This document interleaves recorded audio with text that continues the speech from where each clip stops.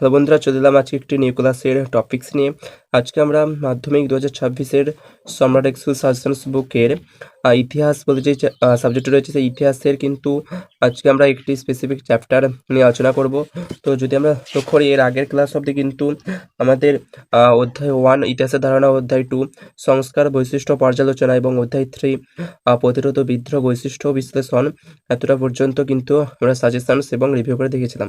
আজকের এই ক্লাসে আমরা অধ্যায় 4 অর্থাৎ সংঘবদ্ধতার গোড়ার কথা, বিশ্লেষণ ও বৈশিষ্ট্য, এই চ্যাপ্টারের শুধুমাত্র আজকে এমসিকিউ এবং 2 মার্কসের কোশ্চেনগুলো দেখে নেব। এর পরের ক্লাস হবে শেষ এই ইতিহাসের ক্লাস অধ্যায় 5 অবধি।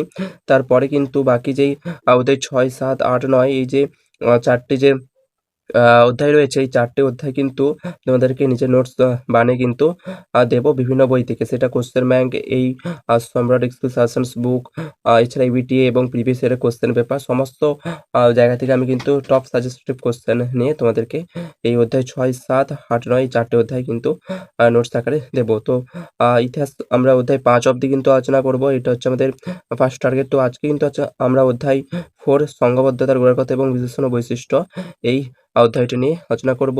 সমস্ত এমসিকিউ গুলো দেখিয়ে দেবো এবং সেই এমসিকিউ গুলোর মধ্যে যে এমসিকিউ গুলো খুব গুরুত্বপূর্ণ এই বছরের জন্য সেগুলো দেখিয়ে দেবো এবং তার সঙ্গে 2 মার্কসের কোশ্চেন গুলো আজকে আমরা দেখে নেব। তো বন্ধুরা, চলো শুরু করছি আজকের ক্লাসের টপিকস নিয়ে। যারা এখনো পর্যন্ত আগের ক্লাসগুলো করোনি, অবশ্যই আগের ক্লাসগুলো করে নেবে। সমস্ত ক্লাসের লিঙ্ক কিন্তু এই ডেসক্রিপশনে পেয়ে যাবে, অথবা এই চ্যানেলের তোমরা প্লেলিস্টে গিয়ে চেক করে নেবে। সেখানে আমি কিন্তু তোমাদেরকে সুন্দরভাবে সাজিয়ে দিয়েছি। বন্ধুরা, চলো শুরু করছি আজকের ক্লাসের টপিকস নিয়ে। আজকে আমরা অধ্যায় 4 সংঘবদ্ধতার গোড়ার কথা, বিশ্লেষণ ও বৈশিষ্ট্য, এই চ্যাপ্টারটি নিয়ে আলোচনা করব। তো অধ্যায় সংঘবদ্ধতার গোড়ার কথা, বিশ্লেষণ ও বৈশিষ্ট্য। তো এখানে কিন্তু প্রতি বছর মাধ্যমিকে কত সালে কত মার্কস এখান থেকে এসেছে তা কিন্তু এখানে দেখতে পাচ্ছ। তোমরা এগুলো দেখে একটু মাইন্ডসেট করে নিও। তো আমরা এখানে কোশ্চেন শুরু করছি। তো এখানে কিন্তু প্রথমেই তোমরা যে ইয়ারের কোশ্চেনগুলো রয়েছে, আমি বলবো এই সমস্ত ইয়ারের কোশ্চেনগুলো কিন্তু অবশ্যই করে রাখবে। ইয়ারের কোশ্চেনগুলো মোটেও ছেড়ে রেখো না, এর উত্তরও কিন্তু শেষে দেওয়া রয়েছে, তাই তোমাদের কোনো অসুবিধা হবে না। আমি সমস্ত ইয়ারের কোশ্চেনগুলো অর্থাৎ সমস্ত এই যে সালের প্রশ্নগুলো রয়েছে, এই সমস্ত সালের প্রশ্নগুলো করতে বলবো। এখান থেকে আমি আর ওই জন্য সাজেশন দিচ্ছি না, একবারে তোমরা এগুলো দেখে নিও, এগুলো কিন্তু ভালোভাবে একটু প্র্যাকটিস করে যেও। এই পেজের সমস্তগুলো কোশ্চেনগুলো কিন্তু প্রিভিয়াস ইয়ারে করেছিল। তো এখানে কিন্তু এতটা পর্যন্ত প্রিভিয়াস ইয়ারের কোশ্চেন রয়েছে। এরপর এই যে পর্ষদ নমুনা প্রশ্ন যেগুলো রয়েছে, এই পর্ষদ নমুনা প্রশ্নগুলো কিন্তু সমস্তই পড়বে। এই পর্ষদ নমুনা প্রশ্ন থেকে কিন্তু আমি সাজেশন দিচ্ছি না। তো এখান থেকে এবারে তোমাদের সাজেস্টিভ শুরু হচ্ছে এই 25 দাগ নম্বর থেকে। তো এখানে কিন্তু তোমরা এই 26-এরটা করবে। নববঙ্গ চিত্রকলার পথিকৃৎ ছিলেন এই যে অবনীন্দ্রনাথ ঠাকুর, এটা কিন্তু করবে। সমস্ত উত্তরগুলো কিন্তু দেখতে পাচ্ছ নিচে এরকম করে দাগিয়ে দেওয়া রয়েছে, তাই তোমাদের ক্ষেত্রে কোনো অসুবিধা হবে না। এর পরের পেজে যদি লক্ষ্য করি, এখানে রয়েছে এই 27-এর কোশ্চেনটি, যে 1857 গ্রন্থের রচয়িতা কিন্তু নিচের কোনটি, সেটা কিন্তু দেখতে হবে যে সুরেন্দ্রনাথ সেন। এটা কিন্তু ভীষণ গুরুত্বপূর্ণ। তারপর এখানে 31টি ভাইসরয় শব্দের অর্থ কি, সেটা কিন্তু করবে। আমি বলবো সমস্ত প্রশ্নগুলো কিন্তু দেখে যাওয়া, যেগুলো আমি তোমাদেরকে দাগিয়ে দিচ্ছি সেই সমস্ত প্রশ্নগুলো বিশেষ করে কিন্তু প্র্যাকটিস করেছো। 32-এর প্রশ্নটা হচ্ছে ন্যাশনাল পেপার 1867 খ্রিস্টাব্দে সাপ্তাহিকের সম্পাদক কিন্তু কে, নবগোপাল মিত্র। তারপর এখানে 33-এর প্রশ্নটি হিন্দু মেলার মুখপাত্র ছিল ন্যাশনাল পেপার। তারপর ভারতীয় জাতীয়তাবাদের জনক বলা হয় স্বামী বিবেকানন্দকে, বলেছেন জি.আর.জি. প্রধান। তো এরপর আনন্দমঠ উপন্যাসে কোন বিদ্রোহের উল্লেখ পাওয়া যায়, এটা সন্ন্যাসী ফকির বিদ্রোহ। এরপর 37-এর প্রশ্নটি, যে Lord Ripon Ilbert bill pass করেন 1883 খ্রিস্টাব্দে। এরপর এখানে তোমরা 39-এরটা করে নেবে, যে মহারানী ভিক্টোরিয়া ভারত সম্রাজ্ঞী উপাধি পান 1877 খ্রিস্টাব্দে। এবং 40-এর প্রশ্নটি, পুনা সার্বজনিক সভা 1870 খ্রিস্টাব্দে প্রতিষ্ঠা করেন মহাদেব গোবিন্দ রানাডে। এরপরের পেজে যদি আমরা লক্ষ্য করি, এখানে কিন্তু 41-এর প্রশ্নটি, মহাজন সভা প্রতিষ্ঠিত হয় 1884 খ্রিস্টাব্দে এবং এটা মাদ্রাজে প্রতিষ্ঠিত হয়।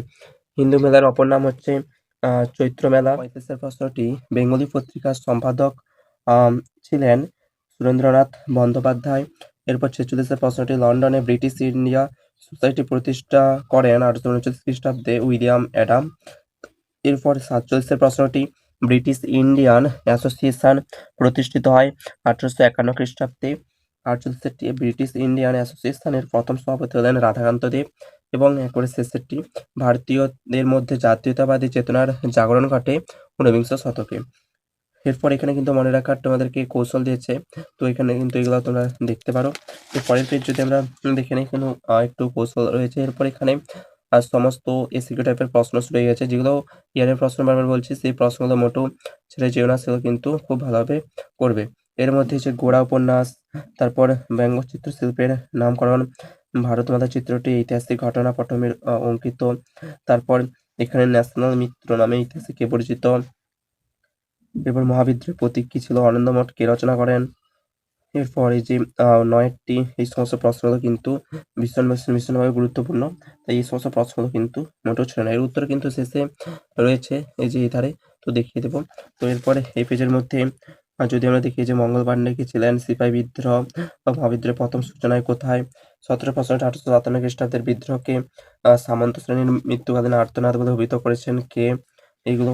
তারপর এখানে যদি আমরা দেখি যে মহাবিদ্রোহের নাম সর্বস্ব নেতা কে ছিলেন, তারপর এখানে কুলি কাহিনী নামক প্রবন্ধ কে রচনা করেন, ভারতীয় সচিবের মন্ত্রণা পরিষদের নাম কি, এখানে যে গগনেন্দ্রনাথ ঠাকুরের আঁকা একটি বিখ্যাত ব্যঙ্গচিত্রের নাম, 28টি গগনেন্দ্রনাথ ঠাকুরের আঁকা একটি বিখ্যাত ব্যঙ্গচিত্র সংকলনের নাম লেখো। এই প্রশ্নগুলো কিন্তু ভীষণভাবে গুরুত্বপূর্ণ তোমাদের পরীক্ষাতে আসার জন্য। এর উত্তর কিন্তু এখানে দেওয়া রয়েছে, তোমরা দেখে অবশ্যই করে নিতে পারো। এর পরের পেজে যদি আমরা দেখি, তো এখানে কিন্তু রয়েছে সত্য মিথ্যা। তো সত্য মিথ্যা আমি আর বলছি না, সমস্তগুলো কিন্তু করবে। বিশেষ করে যে ইয়ারের প্রশ্নগুলো রয়েছে, সেই ইয়ারের প্রশ্নগুলো কিন্তু সমস্তগুলোই কিন্তু তোমরা করে নেবে। এখান থেকে আমি তোমাদেরকে সাজেস্টেড দিচ্ছি না। পাশে উত্তরও রয়েছে, তোমরা দেখতে পাচ্ছ, পাশের উত্তরগুলো কিন্তু তোমরা দেখে পড়ে নিতে পারবে। এরপর এখানে উত্তরসহ স্তম্ভ মেলানো রয়েছে, এগুলো কিন্তু দেখে নেবে। এখানে আমি আর তোমাদেরকে এখান থেকে সাজেস্টেড দিচ্ছি না, কিন্তু খুব গুরুত্বপূর্ণ বলে রাখছি। দেখতে পাচ্ছ মডেল অ্যাক্টিভিটি টাস্কে গতবার করেছি, এগুলো কিন্তু গুরুত্বপূর্ণ, তোমরা করে রেখো। এরপরে এখানে রয়েছে নিম্নলিখিত বিবৃতিগুলির সঙ্গে সঠিক ব্যাখ্যাটি এখানে নির্বাচন করতে হবে। এই টাইপের প্রশ্ন কিন্তু আমাদের ইতিহাসে আসার জন্য ভীষণ গুরুত্বপূর্ণ, তোমাদের প্রতি বছরই দিয়ে থাকে, তাই এই প্রশ্নগুলো কিন্তু অবশ্যই দেখে রাখবে।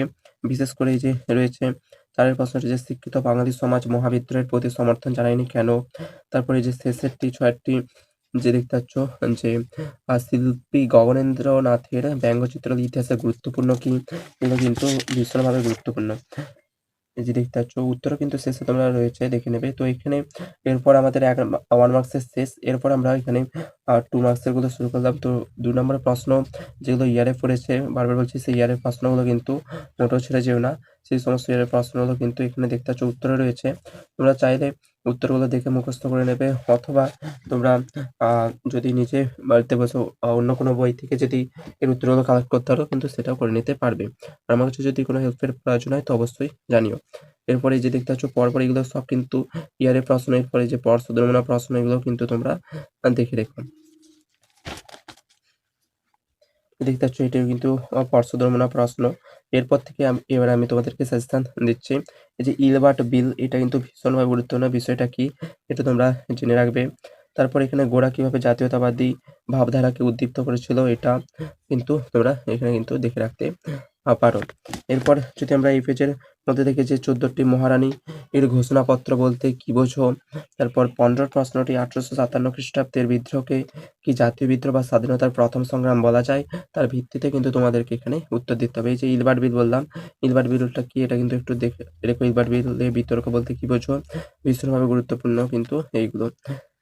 তারপর যদি আমরা পরের পেজে লক্ষ্য করি, তো এখানে কিন্তু আবার মহারানীর ঘোষণাপত্র দিয়ে কিন্তু কোশ্চেন দিয়েছে। এরপরে যে 20 প্রশ্নটি, যে মহারানীর ঘোষণাপত্রকে রাজনৈতিক ধাপ্পাবাজি বা প্রতিশ্রুতি ভঙ্গের অধ্যায় বলা হয়েছে কেন, এটা কিন্তু একটু দেখে রাখবে। এরপর এক করে তোমরা নিচের 23 প্রশ্নটি করবে যে গোড়া উপন্যাসের মধ্য দিয়ে কোন দ্বন্দ্বের প্রতিফলন লক্ষ্য করা যায়, এটা কিন্তু ভীষণভাবে গুরুত্বপূর্ণ। এরপর 24 গগনেন্দ্রনাথ ঠাকুর স্মরণীয় কেন, এটাও কিন্তু খুব গুরুত্বপূর্ণ। এগুলো কিন্তু সব তোমাদের এক্সামে আসার জন্য ভীষণভাবে গুরুত্বপূর্ণ। এরপরে এখানে 8 মার্কসের শুরু হচ্ছে, তো 8 মার্কস আর দেখাচ্ছে না বন্ধুরা, সরি 4 মার্কসের শুরু হচ্ছে এখানে 4 নাম্বারে, তারপর 8 নাম্বারে রয়েছে। তো 4 এবং 8 নাম্বার দেখাচ্ছে না, যদি কারো প্রয়োজন হয় অবশ্যই আমাকে কমেন্টে জানিও। তো বন্ধুরা এই ছিল আজকের ক্লাসের টপিকস। আজকে আমরা 1 মার্কসের কোশ্চেন এবং 2 নম্বরের প্রশ্নগুলো তোমাদেরকে দেখিয়ে দিলাম, এবং এর মধ্যে যেগুলো ভীষণভাবে গুরুত্বপূর্ণ সেই সমস্ত প্রশ্নগুলো তোমাদেরকে দেখিয়ে দিলাম। তো বন্ধু চলো দেখা হচ্ছে নেক্সট ক্লাসে।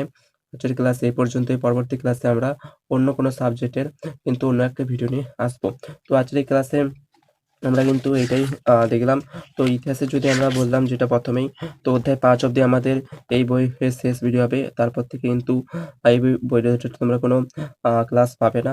সেক্ষেত্রে বাকি যেই তোমাদের অধ্যায়গুলো রয়েছে সেগুলো কিন্তু আমি তোমাদেরকে নিজের নোটস বানিয়ে সাজেশন হিসাবে দেবো। সেগুলো কিন্তু ভীষণভাবে গুরুত্বপূর্ণ হবে সেই প্রশ্নগুলো যে নোটসে থাকবে। বন্ধুরা চলো দেখা হচ্ছে নেক্সট ক্লাসে। পরের ক্লাসে কিন্তু আমরা অন্য একটি চ্যাপ্টার নিয়ে আলোচনা করছি।